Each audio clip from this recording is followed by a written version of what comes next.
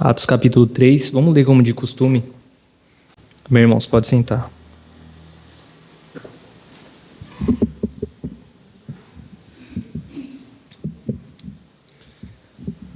Irmãos, essa história de Atos, da cura deste paralítico, vai nos contar acerca de quando Pedro e João estavam subindo ao templo para orar.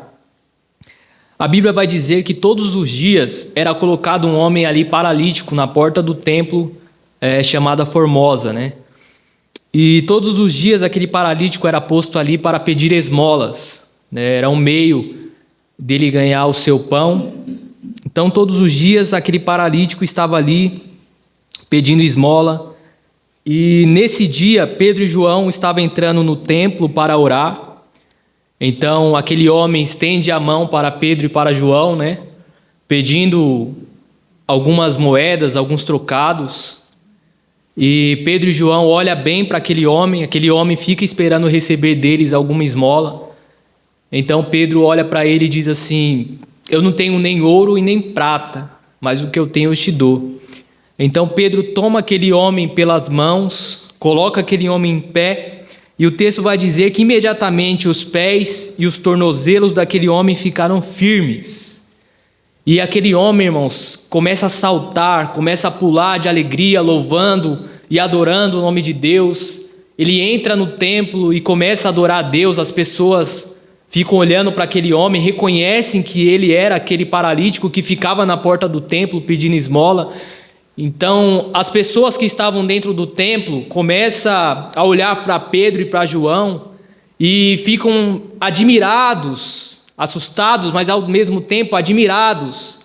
Pedro percebe a reação deles, que eles estavam admirados com Pedro, e Pedro diz para eles: por que vocês estão admirados? Como se eu, olhando para mim, como se eu tivesse feito tal coisa, como se eu tivesse feito esse homem levantar. Pedro aproveita a oportunidade e ele vai começar a expor, pregar o evangelho para as pessoas que estavam ali dentro do templo. No capítulo 4 de Atos, nós vamos ver, irmãos, que Pedro e João eles vão ser presos pelas autoridades, pelos fariseus e saduceus, por causa desse milagre que eles tinham feito. Eles vão prender eles, mas eles não vão conseguir deixar eles muito tempo presos, porque a multidão tinha presenciado aquele fato, tinha presenciado aquele homem ser levantado, ter sido, a sua saúde ter sido restaurada. Mas mesmo assim, eles chamam Pedro e João para interrogá-los. Então Pedro, ele mais uma vez, ele vai argumentar a favor do evangelho e a favor da cura daquele aleijado. O que nós vemos aqui, irmãos, é algo recorrente em nossos dias, algo que podemos usar para os dias de hoje. Aquele homem todos os dias ia para a porta do templo pedir as suas esmolas, para ganhar o seu pão. Todos os dias ele era colocado ali à porta do templo. Hoje, nós temos as igrejas aí afora que têm pregado, né, a teologia da prosperidade, que oferece para as pessoas bênçãos materiais, que oferece chave de carro, que oferece chave de casa, que oferece porta de emprego, que oferece saúde física. E as pessoas, elas vão para essas igrejas com essas intenções de receber da parte de Deus algo, de receber uma porta de emprego, de receber uma chave de uma casa, uma chave de um carro. As pessoas vão com essa intenção para a igreja, vão com a intenção de barganhar com Deus, de dar algo para Deus para receber algo em troca. Mas aí eu lembro das palavras de Paulo em Romanos, quando ele está fazendo aquele lindo louvor a Deus. Ele diz: quem primeiro deu a ele para que ele possa retribuir? Quem pode barganhar com Deus, irmãos? Ninguém. Ninguém pode barganhar com Deus. Ninguém pode comprar o dom de Deus. Lembra de Atos no capítulo 8, quando aquele mágico ele viu os discípulos fazendo milagres e ele ficou maravilhado, ele queria aquele dom, ele queria também operar aqueles milagres, então ele oferece dinheiro para os discípulos, para ter o Espírito Santo na vida dele, e os discípulos o repreendem e diz que ele não poderia comprar o dom de Deus, e que o melhor que ele deveria fazer era se arrepender do seu grave pecado que ele estava cometendo. E aqui também, irmãos, como nós já sabemos, nós somos uma igreja razoavelmente humilde, né? Humilde que eu digo financeiramente, somos uma igreja pequena de poucos membros, e também não temos essas coisas. Todos nós já sabemos aqui, os irmãos já sabem que nós não temos esse evangelho para oferecer para as pessoas. Talvez até, eu sei que tem outras causas, mas eu sei que uma das causas da nossa igreja também não encher é por causa disso.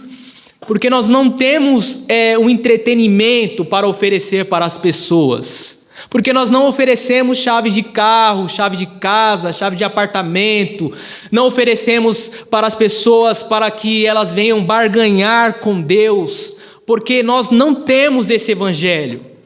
Mas, irmãos, a semelhança de Pedro e de João, nós não temos ouro e nem prata, mas nós temos algo mais precioso do que essas coisas. Nós temos o evangelho da graça. O evangelho que oferece ao homem insondáveis riquezas. E nós temos esse tesouro em vasos de barro. Nós temos essa riqueza, irmãos, maravilhosa, que é a riqueza do evangelho. O evangelho que levanta o homem caído. O evangelho que ressuscita os mortos. O evangelho que dá vida para o pecador. É isso que nós temos para oferecer para as pessoas. E Pedro ele vai argumentar a respeito disso quando aquele aleijado, ele é posto em pé e entra no templo adorando e louvando o nome de Deus, engrandecendo a Deus, as pessoas ali admiradas com Pedro e com João. Pedro olha para aquelas pessoas e diz: por que vocês estão olhando assim para mim? Não fui eu que fiz esse milagre. Então ele vai dizer: o Deus de Abraão, de Isaque e de Jacó. Por que Pedro ele dá ênfase, ele chama o Deus de Abraão, de Isaque e de Jacó? Porque Pedro ele está pregando ali para os judeus, para os israelitas. E ele está querendo chamar a atenção deles, fazer com que eles lembrem da promessa e do pacto que Deus fez com os patriarcas. Eles deveriam lembrar do pacto que Deus fez com Abraão, com Isaque e com Jacó. Qual é o pacto, irmãos, que Deus fez com Abraão? Primeiro, o que é um pacto? Um pacto é uma aliança de vida ou morte administrado soberanamente por Deus. Lemos no capítulo 15 de Gênesis. Abraão estava ali questionando a Deus porque ele ainda não tinha filhos. Ele disse: Senhor, o Senhor disse que eu teria um filho, mas eu já estou ficando velho, o tempo está passando, e eu só tenho o meu servo, o Damasceno Eliezer, é ele que vai ser o meu herdeiro. E Deus faz promessas para Abraão. Deus diz para Abraão, primeiro Deus promete para Abraão um filho gerado por ele mesmo. Deus promete para Abraão uma descendência numerosa. Deus promete para Abraão uma terra. Aí Abraão diz: tudo bem, Senhor, mas qual é a garantia que eu vou receber essas coisas? O que o Senhor vai fazer como autenticação que eu vou receber essas coisas que o Senhor está me prometendo? Porque o tempo está passando, eu estou ficando velho. Então Deus vai fazer ali uma cerimônia para autenticar as promessas que Deus havia feito a Abraão. No versículo 9 do capítulo 15, Deus vai falar para Abraão trazer uma novilha, uma cabra, um carneiro, todos de 3 anos de vida, e também uma rolinha e um pombinho. E Deus vai mandar com que ele corte os animais e aparelhe os animais em fileira, um de frente para o outro. menos as aves, ele não deveria cortar as aves, mas deveria pôr os animais de frente para o outro em uma fileira. E o texto vai dizer que quando o sol se pôs, veio densas trevas, e uma tocha de fogo passou no meio dos animais, enquanto as aves de rapina vinham para comer os animais, e Abraão tentava as enxotar, uma tocha de fogo veio e passou sobre os animais. Ali, irmãos, naquela cerimônia, era o próprio Deus que estava passando no meio daqueles animais. Porque Deus ele estava fazendo promessas para Abraão, e era como se Deus estivesse dizendo para Abraão: Abraão, eu vou cumprir a promessa que eu falei a você. Porque se eu não cumprir a promessa que eu fiz a você, as maldições que caiu sobre esses animais cairá sobre mim. Cairia sobre o próprio Deus. Então, quando Pedro está chamando o Deus de Abraão, o Deus de Isaac e de Jacó, ele está trazendo os judeus à memória a promessa que Deus tinha feito aos patriarcas de um herdeiro a qual todas as famílias da terra seriam abençoadas por meio deste herdeiro. Então não é à toa que Pedro está invocando o nome de Deus, dizendo: o Deus de Abraão, de Isaac e de Jacó, o Deus dos nossos antepassados, glorificou o seu servo Jesus, a quem vocês entregaram para ser morto e negaram perante Pilatos. Embora ele tivesse decidido soltá-lo, vocês negaram publicamente o santo e o justo e pediram que ele fosse libertado um assassino.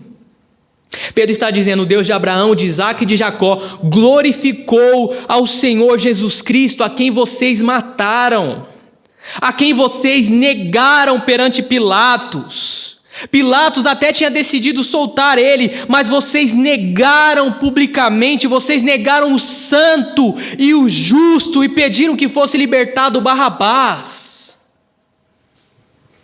Mas o Deus de Abraão, o Deus de Isaac e de Jacó, glorificou o Filho, glorificou a Jesus Cristo, irmãos. E como que Deus estava glorificando Jesus? Deus glorifica Jesus através da cruz. Quando Cristo foi levantado, ele estava glorificando o seu Filho, e o Filho estava glorificando o Pai, porque na cruz estava ali sendo manifestado a glória de Deus, estava sendo manifestado o caráter de Deus, estava sendo manifestado, irmãos, o ser de Deus na cruz.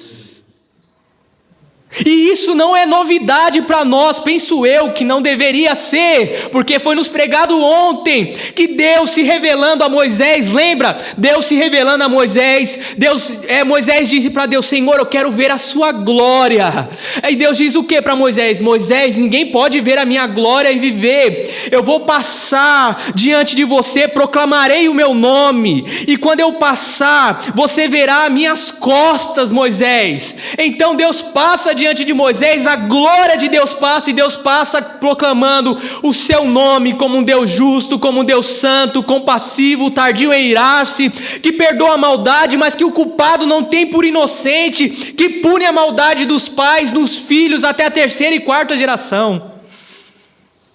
Deus, ele estava ocultando a sua face de Moisés, mas ao mesmo tempo revelando a sua glória a Moisés. Deus estava mostrando só as suas costas para Moisés. Moisés viu só as costas de Deus. Mas lembra que o pastor nos disse ontem? Que Deus propôs Cristo, irmãos, publicamente. Publicamente Cristo foi levantado na cruz. E quando Cristo está sendo levantado, irmãos, a face de Deus está sendo exposta para o mundo todo.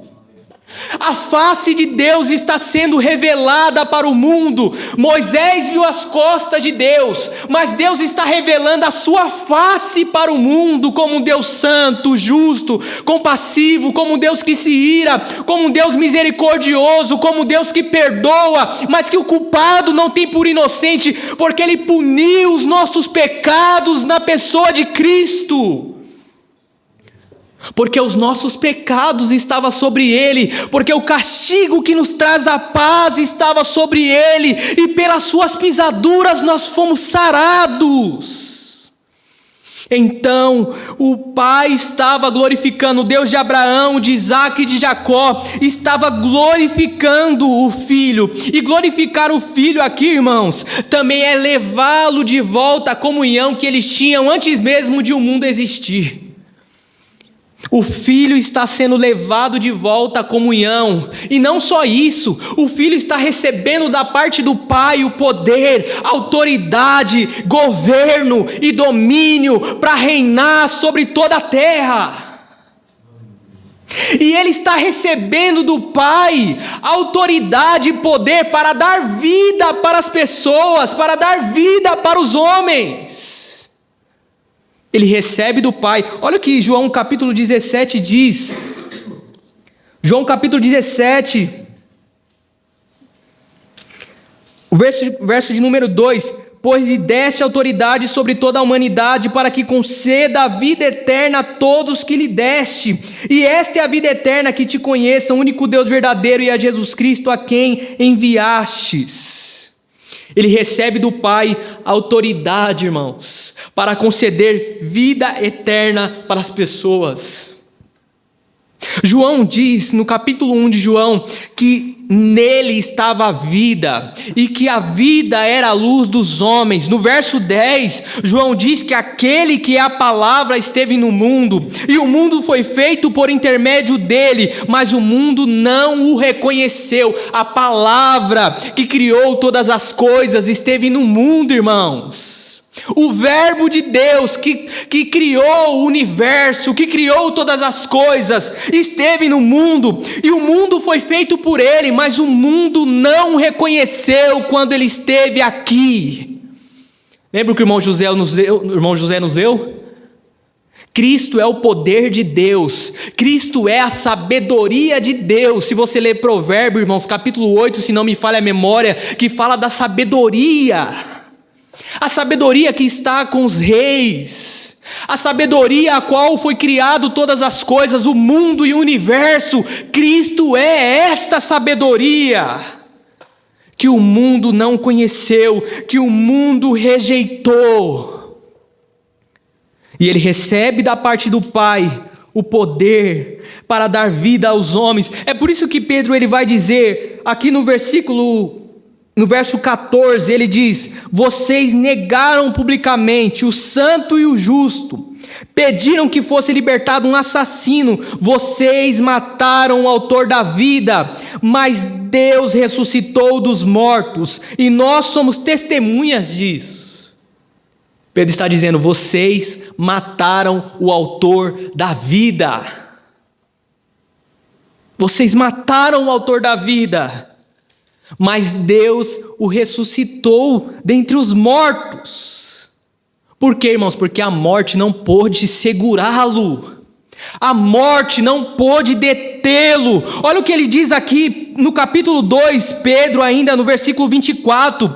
Mas Deus ressuscitou dos mortos, rompendo os laços da morte, porque era impossível que a morte o retivesse. A respeito dele, disse Davi: eu sempre via o Senhor diante de mim, porque ele estava à minha direita, não serei abalado. Por isso meu coração está alegre, e a minha língua exulta. O meu corpo também repousará em esperança, porque tu não me abandonarás no sepulcro, nem permitirás que o teu santo sofra decomposição. Tu me fizeste conhecer conhecer o caminho da vida e me encherás de alegria na tua presença. Irmãos, posso dizer com franqueza que o patriarca Davi morreu e foi sepultado, e o seu túmulo está entre nós até o dia de hoje, mas ele era profeta e sabia que Deus lhe prometera sobre juramento que poria um dos seus descendentes no trono. Provendo isso, falou da ressurreição do Cristo, que não foi abandonado no sepulcro e cujo corpo não sofreu decomposição.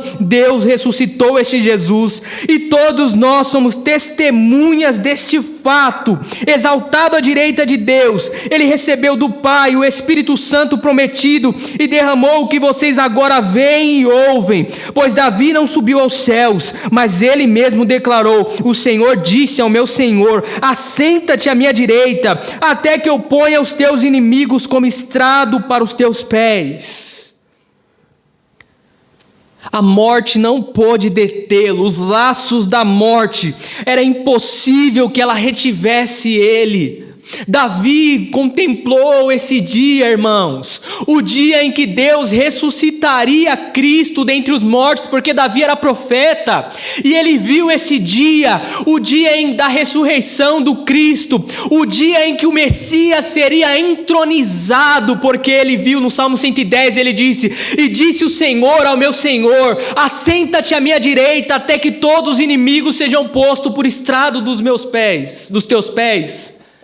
Davi contemplou esse dia, irmãos, o dia da ressurreição de Cristo, o dia em que Cristo seria entronizado e receberia do Pai poder, domínio, autoridade e governo.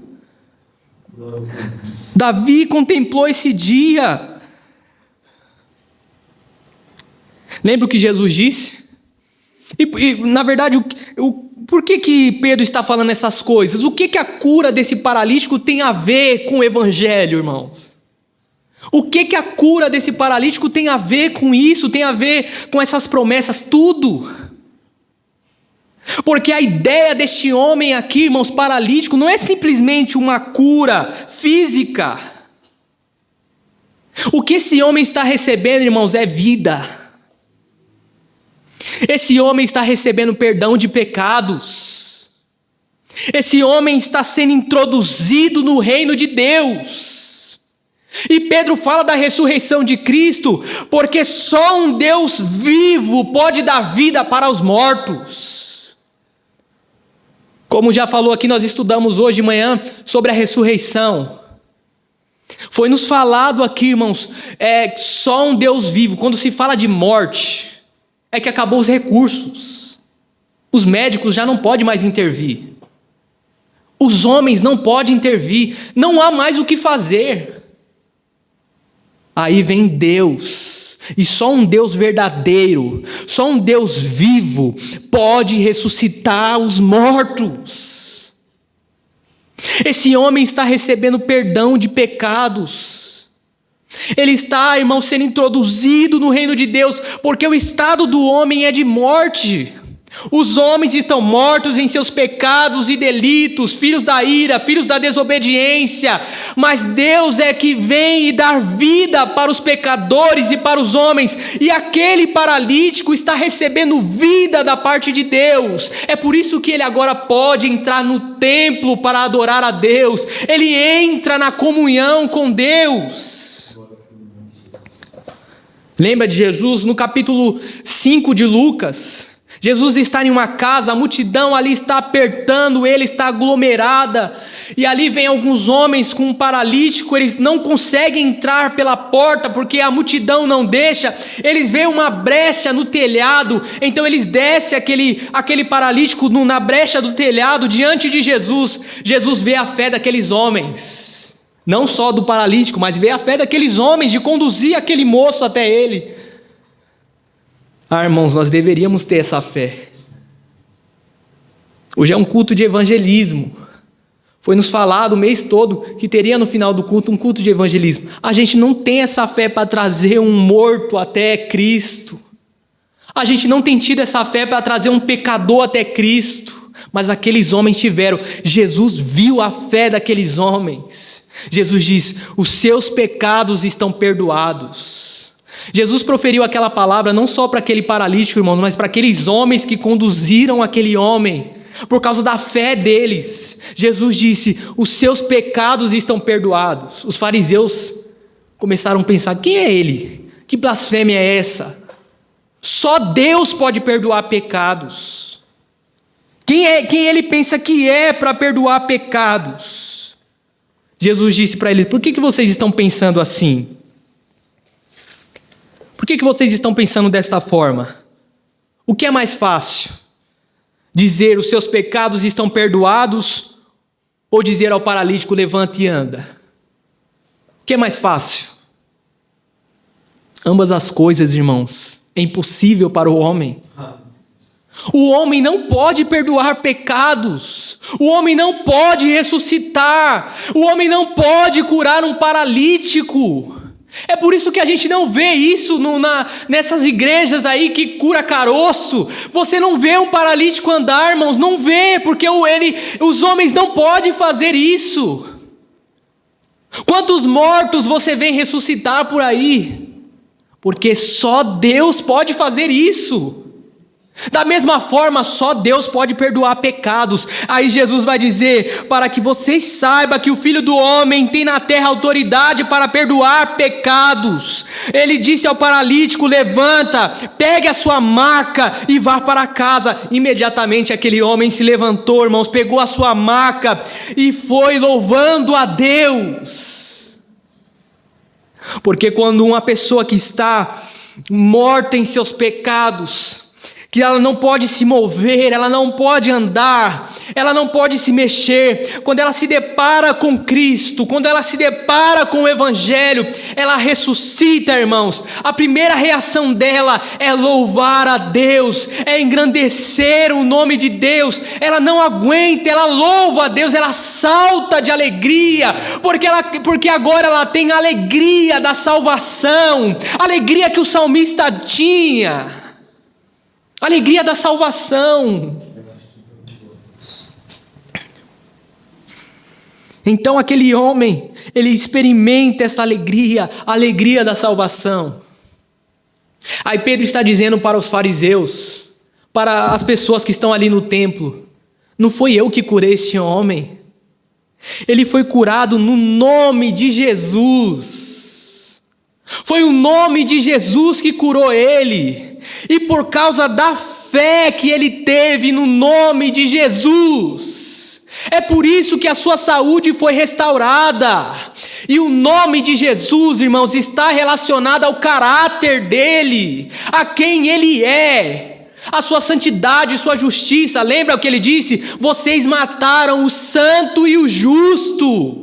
O nome dele está relacionado à sua santidade, à sua justiça, à sua misericórdia, à sua paciência. Então, irmãos, as pessoas, quando elas se deparam com o Evangelho, elas se deparam com um Deus santo, com um Deus justo, com um Deus misericordioso, com um Deus longânimo. Esse é o nome de Deus que é proclamado. Lembra de Deus se revelando a Moisés mais uma vez? Eu vou passar diante de você, Moisés, e proclamarei o meu nome. Eu sou um Deus santo, justo, compassivo. Deus está proclamando o seu nome fala do seu ser, dos seus atributos, do seu caráter, de quem Deus é. E Pedro está dizendo: este homem foi curado no nome de Jesus. Verso 15: vocês mataram o autor da vida, mas Deus ressuscitou dos mortos, e nós somos testemunhas disso, pela fé no nome de Jesus. O nome curou este homem, que vocês veem e conhecem. A fé que vem por meio dele, lhe deu esta saúde perfeita, como todos podem ver. A fé, irmãos, não é porque aquele homem era um coitado, não é porque aquele homem era bom, não é porque aquele homem era justo diante de Deus, é porque ele teve fé, porque é a fé que justifica o pecador, porque ninguém pode ser salvo diante de Deus pelos seus méritos, pelas suas obras. É pela fé que nós somos salvos, pela fé no Evangelho, pela fé no nome de Jesus. Unicamente pela fé que o homem pode ser salvo, e não há salvação em nenhum outro nome. No capítulo 4, verso 12: não há salvação em nenhum outro, pois debaixo do céu não há nenhum outro nome dado aos homens pelo qual devamos ser salvos. Não existe outro nome debaixo do céu pelo qual os homens podem ser salvos que não seja Cristo Jesus, irmãos. Cristo é o meio de nós sermos salvos. Cristo é o único caminho para o homem ser salvo, é por meio de Cristo Jesus. Fora de Cristo todos estão condenados. Sem Cristo todos estão perdidos. Todos estão perdidos. E Cristo foi posto como pedra, irmãos, pedra angular. Olha o capítulo 4, quando chamaram Pedro para interrogar Pedro. Versículo 7 diz assim: mandaram trazer Pedro e João diante deles e começaram a interrogá-los: com que poder ou em nome de quem vocês fizeram isso? Então Pedro, cheio do Espírito Santo, disse: autoridades e líderes do povo, visto que hoje somos chamados para prestar contas de um ato de bondade em favor de um aleijado, sendo interrogados acerca de como foi curado, saibam os senhores de todo o povo de Israel, que por meio do nome de Jesus Cristo, o Nazareno, a quem os senhores crucificaram, mas a quem Deus ressuscitou dos mortos, este homem está aí curado diante dos senhores. Este é Jesus, a pedra que vocês construtores rejeitaram, e que se tornou pedra angular.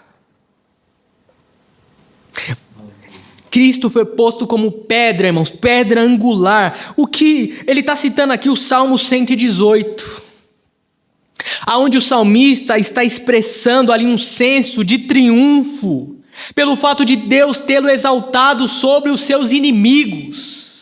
E ao mesmo tempo é um salmo messiânico, aonde ele está falando que o Messias seria posto como pedra angular. Essa pedra que era usada como base entre duas paredes, era uma pedra fundamental, uma pedra de sustentação, irmãos, que ligava duas paredes, uma pedra que sustentava duas paredes. E ele está dizendo que Cristo é esta pedra angular, a pedra fundamental, a pedra de sustentação é Cristo.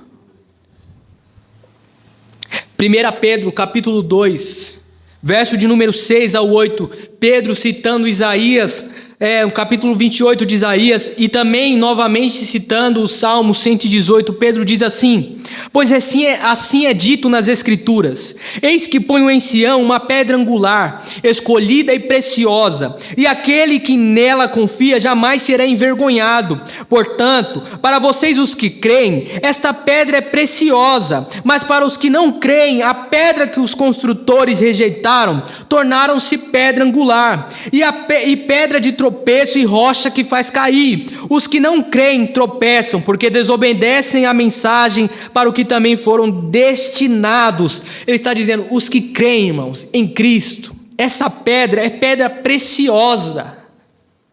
Mas para aqueles que não creem, que rejeitaram a mensagem, que rejeitaram o evangelho, essa pedra se tornou pedra de tropeço, rocha que faz cair. Então, ao mesmo tempo que Cristo está salvando, Ele está condenando. Aqueles que creem nele, têm ele como uma pedra preciosa. Aquele que não crê, irmãos, ele se tornou pedra que faz cair. Uma rocha que faz cair, uma pedra de tropeço para aqueles que não creem em Cristo. Pedro estava anunciando aqui o evangelho para os judeus que tinham matado Jesus. No verso 17 do capítulo 3, Pedro vai dizer que eles fizeram aquilo, agiram por ignorância. Eles agiram por ignorância, mataram o Cristo, mataram o Messias. Mas ele diz que aquilo tudo aconteceu para que se cumprisse as Escrituras. Mas ele diz, mas agora vocês não estão mais na ignorância, porque Cristo se revelou já como o autor da vida, porque Cristo já se revelou como o Messias. Na cruz ele se revelou como Salvador. Então vocês não estão mais na ignorância. Vocês não estão mais na ignorância. Então Pedro chama eles ao arrependimento. E é o que Paulo também faz no capítulo 17, verso 30 e 31 de Atos. Ele diz que no passado Deus não levou em conta a ignorância dos homens, mas agora Ele ordena a todos que se arrependam em todos os lugares, porque Ele estabeleceu um dia em que há de julgar com justiça por meio do homem que designou, e deu prova disso ressuscitando dentre os mortos. Deus não leva mais em conta o tempo da ignorância. Qual é o tempo da ignorância, irmãos? O tempo que eu vivia no mundo. Não, esse não é o tempo da ignorância. Porque, como nós já falamos, a face de Deus já foi exposta para o mundo. Deus já revelou a sua glória por meio do seu Filho ao mundo. O tempo da ignorância foi o tempo antes de Cristo.